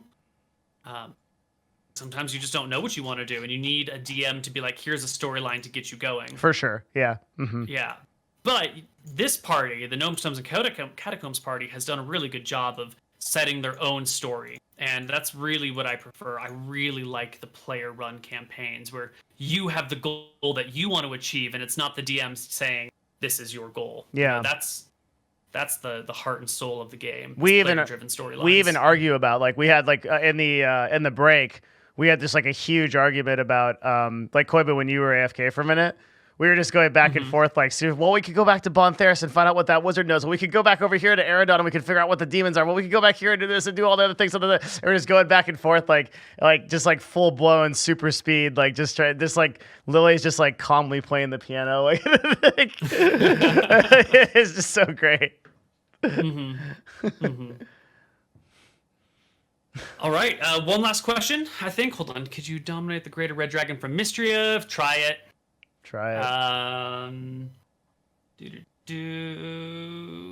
Ask if any PCs have ever shown up before as NPCs. Malachi is a player character, and while he didn't make a personal appearance, his servants did. So that's the closest we've got. I really don't like playing my players' characters for them. I feel that is like stealing their property and then doing it a disservice. So I will do my best to avoid you guys like meeting Malachi face to face. But if it happens, then it fucking happens, and we'll just deal with it. But he's gonna probably act fairly aloof, just to sort of avoid playing his character for him. If push comes to shove, maybe we could get Nick to show up, but he lives in England. So the time difference would be killer, and he's got like a real job. So he probably couldn't do it. Bringing someone into the campaign as like a brief like character like guest thing, like if the campaign goes on, would be a very cool thing though. That'd be really cool. Yeah.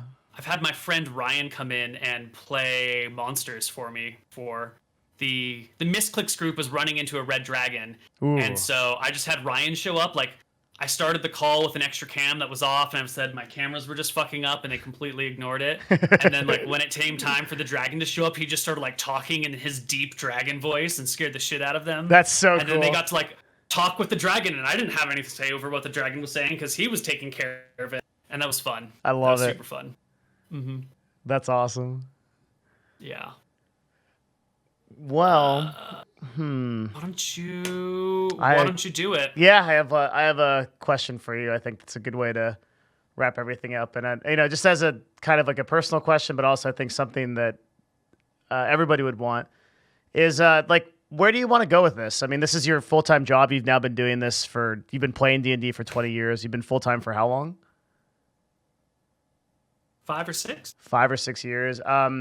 What do you want to see happen with Arcadia? And like, what are the people, the hundreds and now thousands and thousands of people that have watched and will watch your campaigns? Like, what kind of feeling do you want to give them? Like, why do you do this? Like, what's your inspiration and where do you want this to go? I did this because it fell into my lap coincidentally, and it was just too good of a job to quit to go get a boring office job. Yeah. And it's taken until maybe last year for me to like, maybe 2 years ago, for me to like sort of figure out what I wanted to do. And I think what I want to do, and I don't even know, I want to tell the story of a whole world. And I want that to build over time. And I want to, like, in 20 years, if I'm still doing this, if the world's still standing in 20 years, the real world. The real world, yeah. There's a higher chance of us actually ending the real world before we end Arcadia for sure. Right. If we're all still around, I want to have a campaign where something's going on and like the new person pops in, like, oh, this is pretty cool. Oh, what's this event that they're talking about? And then have them be able to be like, oh, it was created. Oh, here's an entire campaign about this one like footnote of an event in this storyline, and then like be able to go back and back and back. And I want to see an entire world develop slowly over time, and I want to build an entire world slowly over time. And I think that's really fun for me, because essentially we have like an extended cinematic universe with 12 hours of content created every week. So it's like, 4 Marvel movies of a much lower production value, maybe higher quality. Marvel movies kind of suck these days. Yeah, I agree. Same thing or whatever. Yeah. Like, it's essentially like an extended cinematic universe that you get to watch unfold all the time. It's like a badass D&D soap opera. So I'm really happy doing this, and I would love to have like this deep, rich history that people can later go back and explore and develop and uncover, and I guess. Yeah, that's my answer. I think you inspire people, Koibu, and I love what you're doing, and I think I speak for everyone, honestly and just truthfully. Like, you inspire me, and I'm so lucky for so many reasons to be a part of this campaign, and it's such an honor to be playing with you every week. I'm just like, I not only I do full-time streaming, I also work at Nerd Fusion as a CMO, and it's 2 full-time jobs. So like, I stay in the office. I'm still in the office right at midnight, and I'm getting up in the tomorrow morning. And it's been such a joy for me to be a part of this with you, and to do this journey with you. It's such an honor to play under a DM of your caliber. Thank you so much for all the work that you've put into this world to make it come alive, and I hope its story is told for years to come. Thank you. You're far, far too kind. I'm just like a nerd who fell into playing a bunch of D&D. I'm sure you would be the exact same thing if you were running your own campaign. Thanks, man. I'm really glad you came on. My pleasure. Awesome. Okay. See you next week. You shall, for episode 13 of Gnomes, Tombs, and Catacombs. Look. All right. Thanks. All right. I'm just gonna go then. Yeah, I guess that's how this works. I'll close this out, and then if you want to stay on for the closing, we can do that. Yeah, I'll do it. I ain't got shit to do. Yeah, guys, that's our episode. I'll post a highlight here, and I'll definitely make sure this finds its way on YouTube. If we get some claps in chat for Koibu, and I saw a bunch of hearts. Thank you guys so much for coming out and watching this with us. I actually think that episode 12 was like 1,000% the best episode yet, and it just gets better and better every week, and it's so awesome to see you guys supporting the show and to have so much passion around the characters and everything that's going on. We're just so happy to be here doing this for you guys, and I know I speak for everyone. I think the energy at the end of the call with all of the players and Koibu was that it was just really this like entire kind of gratitude that things are really coming together, and it just is as fun for us as it is that we hope for you in watching it. So that's it. Yeah. We'll be back next week. Just also real quick, just a couple of things. I actually do a live Discord of the show. We do like a chat room in discord.gg/mylixia. Koibu's Patreon here, I'm going to link to. Again, Koibu does this full time because of you who support him to enable him to do this, and that's his Patreon link right there. Please do give him some support if you like what he does, and he does multiple shows and does this all the time. It's awesome. I actually. When GT&C finally does end, I'm really looking forward to going back and filling in the gaps of all the lore so I can look through all this stuff because it's so cool. So I'll be back tomorrow. I'm going to broadcast for a little. I broadcast normally every day at 9 a.m. PST. I'll be on with. I'm currently incredibly addicted to auto chess. Neil, I don't know if you know this game. Dota auto chess. I hear people talking about it, and I hear it's getting its own esports scene now, but I don't know anything about it. It's intense. It's a really good game. It's a really big brain game. So we're gonna play that tomorrow, and then I'm probably gonna cut the stream a little bit early for Valentine's Day. And I just wanted to thank you guys again for supporting this wonderful show and supporting Neil and Destiny and Lucas and I, and Lily Pichu in making it. thank you so much, guys, and we'll see you again soon. Koibu, thank you again for just being you, man. My pleasure. All right. We'll see you guys again. Thanks. And have a wonderful night. Thank you guys again so much. Thank you. See you guys again next time.